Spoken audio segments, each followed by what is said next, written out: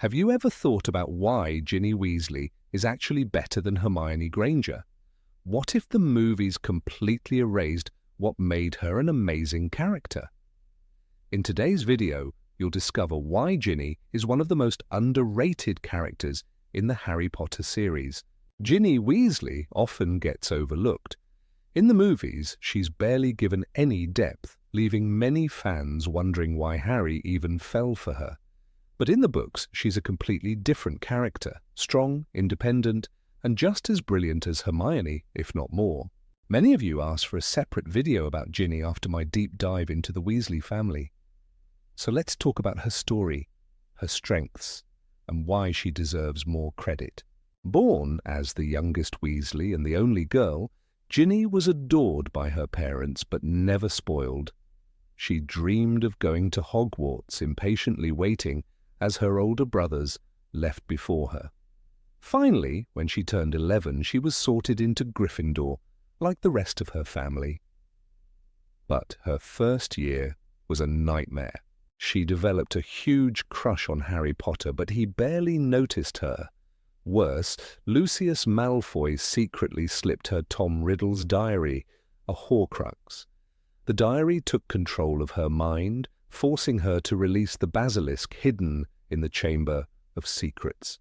She nearly died, but Harry saved her, destroying the diary and freeing her from Voldemort's influence. The guilt haunted her for a long time, and Harry still paid her little attention. But Ginny didn't let that break her. She pushed forward, excelling in school, making her own friends, and becoming an incredible Quidditch player. By her 4th year, she was Gryffindor's seeker, catching the snitch in every match she played. When Voldemort returned and Hogwarts fell under the rule of Dolores Umbridge, Ginny joined Dumbledore's army without hesitation. She became one of its best members, mastering spells that even older students struggled with. She played a key role in several major battles, fighting Death Eaters at the Ministry of Magic at just 14, defending Hogwarts against Voldemort's forces, and even facing off against Bellatrix Lestrange during the Battle of Hogwarts. While Harry ignored her for years, Ginny didn't wait around for him. She dated other boys, proving she wasn't just Harry Potter's future wife. But when Harry finally realized his feelings, she met him as an equal, strong, brave, and unshaken by danger. After Hogwarts, Ginny didn't just become Harry's wife. She played professional Quidditch before transitioning into a career as a sports journalist for the Daily Prophet. She and Harry had 3 children, but she remained her own person, independent and ambitious. Some fans argue that Hermione would have been a better match for Harry, but Ginny had qualities that many overlook. She was just as intelligent as Harry, often noticing things others missed, like when she figured out that poisoned wine was meant for Dumbledore, not Ron. She was fearless, standing against Death Eaters without hesitation. Unlike Hermione, who for her books and brains, Ginny balanced academics, sports, and friendships effortlessly. She had charisma, making friends easily, and even helping bridge the gap between Hermione and Luna Lovegood. While Hermione often struggled with self-doubt, Ginny was steady, rarely letting emotions cloud her judgment, and treaded to defense against the dark arts. Even Harry and his teachers recognized her natural talent. Whether you love Ginny or not, she deserves far more credit than she gets. Her marriage to Harry wasn't just a random decision, it made perfect sense. Ginny Weasley's story didn't end with Voldemort's defeat. While the movies left her as nothing more than Harry's love interest, the books tell a different tale. She built a life of her own, full of ambition, adventure, and strength. After the war, Ginny joined the Holyhead Harpies, one of the most prestigious Quidditch teams in the wizarding world. She had always been a talented player, but now she proved herself on a professional level. J.K. Rowling confirmed that she spent several years as a chaser, making a name for herself in the sport she loved. Her time with the Harpies wasn't just about playing the game, it was about independence. She didn't settle into the role of Harry Potter's wife. She travelled, competed, and lived a life separate from the shadow of the war. The world saw her as an athlete first, not just as the woman who married the chosen one.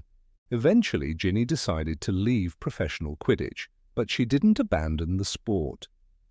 Instead, she became a sports journalist for the Daily Prophet. This wasn't just a side job, it was a respected career. Rowling described her as the leading Quidditch correspondent, which meant she had influence, recognition, and a voice in the magical sports world. At the same time, she and Harry built a family. They had 3 children, James Sirius, Albus Severus, and Lily Luna. Ginny balanced her career with motherhood, something rarely explored in the series. She raised her children in a world free from the horrors she had once known, yet still carried the weight of her past. When Albus Severus started Hogwarts, tensions between him and Harry grew.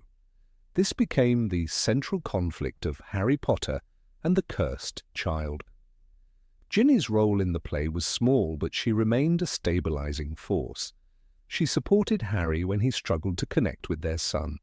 She reminded him of the importance of love and trust. One of her most emotional moments in The Cursed Child came when she spoke about the pain of losing Fred.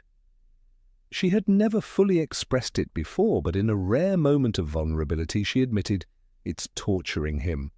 The fact that he couldn't save his son, just like it tortures me that I couldn't save my brother." It was a glimpse into the grief she carried for years. Fans, however, had mixed feelings about Ginny's portrayal in The Cursed Child. Some felt she was too passive, reduced to a background character once again. Others appreciated that she remained strong, calm, and the voice of reason in a chaotic story. But one thing was certain: her journey deserved more attention. Despite the controversies of the play, Ginny's legacy in the wizarding world was undeniable. She wasn't just Harry's wife, she was a warrior, an athlete, a journalist, and a mother. She had survived possession by Voldemort, fought in wars, and built a life where she thrived on her own terms. Her story may not have always been in the spotlight, but Ginny Weasley was never meant to